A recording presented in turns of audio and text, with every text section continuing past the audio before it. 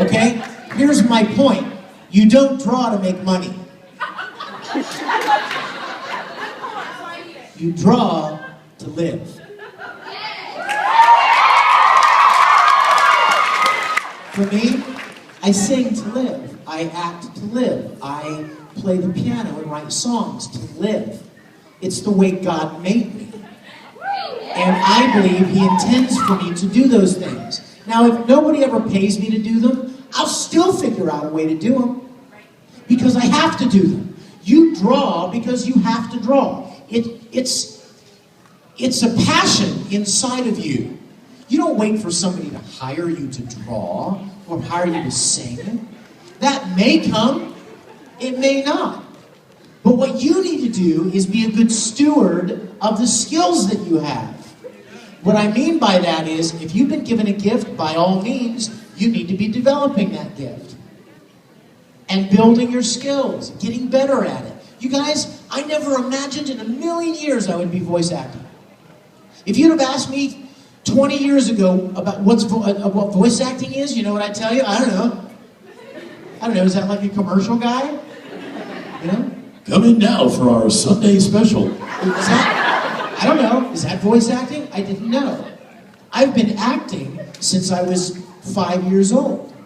Did stage, musicals, some on-camera stuff, theater, any chance I got. And nobody paid me. Why did I do it? Because I loved it. Because it brought me great joy. That's why you draw. That's why you sing. That's why you write stories. That's why you dance. That's those things. You all do them. You all have something in your life that you have a passion for. And you do it whether or not somebody gives you money or not. Now, what I would wish for all of you, I would wish for all of you to get paid to do something you love. That is the greatest one, dare I say the greatest, that is one of the greatest blessings God has ever given me, is the chance to do something that I love and be able to pay my bills with it. But I want to tell you guys something. Don't ever fail to do the things that you love. Don't let anyone discourage you. You know what? I'm going to go out on a limb here. I hope I don't make any parents mad. If somebody says to you, what are you doing that? It's just a waste of time. Just look at them and say, I don't care.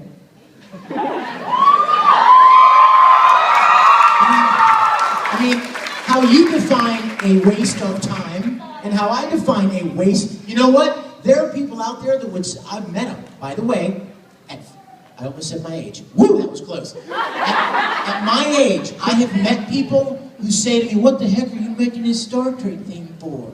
You're a grown-up man. Okay, do you see the correlation? I still get it from people, because there are people that don't understand why you would possibly put your love and your money and your time into something that you weren't making money with. Let me tell you guys something. Forgive me again, parents, if I step on toes. Making money is horribly overrated. Now, I'm not saying just live off the government, and I'm not talking about to just steal for money, or I'm not talking about that. What I mean by that is this. If your goal is to make $300,000 a year, you will be a very unhappy person. I promise you guys, I promise you, I've been there. If your goal is to find something you enjoy and fill your life with it, you will be happy no matter how much you make. I've told people this before, and you've probably seen it on the internet in videos, but you will be infinitely happier making $30,000 a year doing something you love than making $300,000 doing something you hate. Because that money doesn't count for squat when you're unhappy and your life is miserable. And you know what else? You make the people around you's lives miserable too. Because you're loathing having to go to that job again. And you know you're going to go the next day and the next day, and so your life is miserable. You have nothing that brings you any real joy. It's sucked out of you doing something you hate, and all the money in the bank doesn't change that.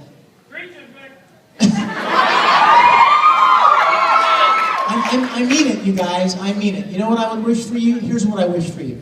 I'm not going to wish that anybody gets rich. By the way, I'm not the slightest bit rich. Voice acting does not pay squat. Just saying. I'm just saying. But you know what the trade-off is? I'm doing something I really love. And I don't care what I get paid because I love what I'm doing. And so here's what I wish for you. Not that you're rich, not that you have a big huge house one day, or that you do personal appearances, or that you do concerts, or that you're a celebrated American artist or whatever. Here's what I wish for you. My prayer and my wish for every one of you is that you will get the chance to do something you love that can pay your bills.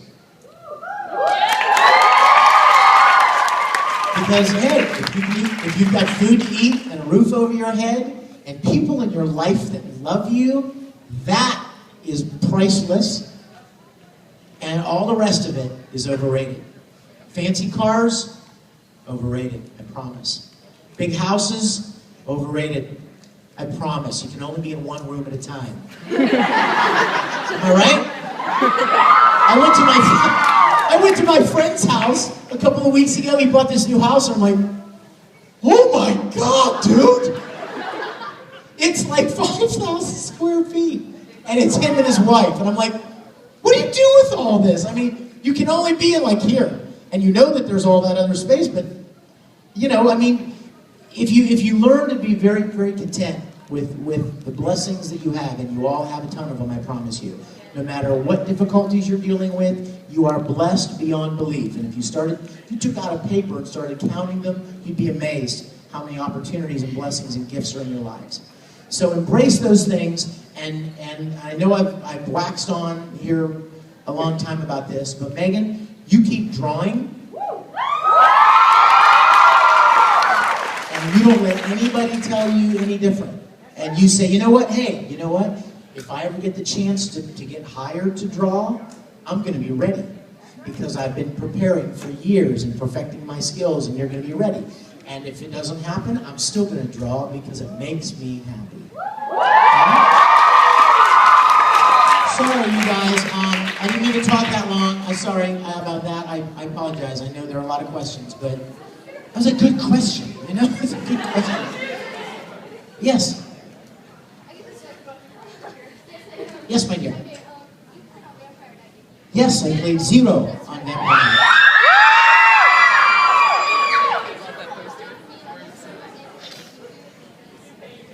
Well, Zero he's kind of like Tamaki. He's just a little darker, and a little, you know what I mean? He doesn't have that flamboyance of Tamaki. He's more of a brooding kind of a guy. Like what? What would you like? Who knows a Vampire Nightlife? Anyone know a Vampire Nightlife? He would say something like this.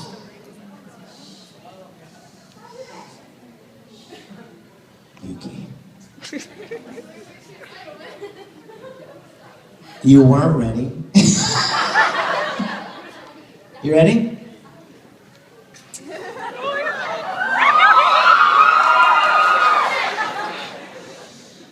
Yuki, if ever I turn into a level E, I want you to kill me.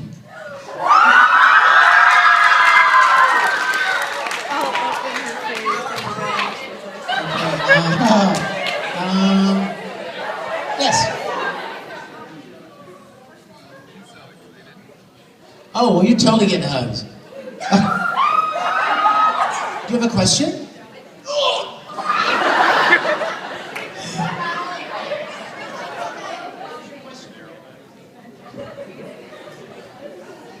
What? Oh, hi, microphone. 2 years ago, I was at Ichibancon 2011, and somebody asked for a hug at the Q&A panel, and they glommed you. That was me. Ah, welcome back. You've gotten stronger. You remember me? Yeah. Do you have a question? That was my question. My question was actually a statement. Absolutely. And hey, guys, that reminds me. What she just said reminds me. I'm doing an autograph session right after this. So I will squeeze your guts out at the autograph session. So let's hold the hugs off until then, okay? Because I don't want all these people waiting. All the way in the back with the bunny ears. Yes. You do have bunny ears, don't you? That's not just some kind of a growth, is it? Adorable. This is gonna. No?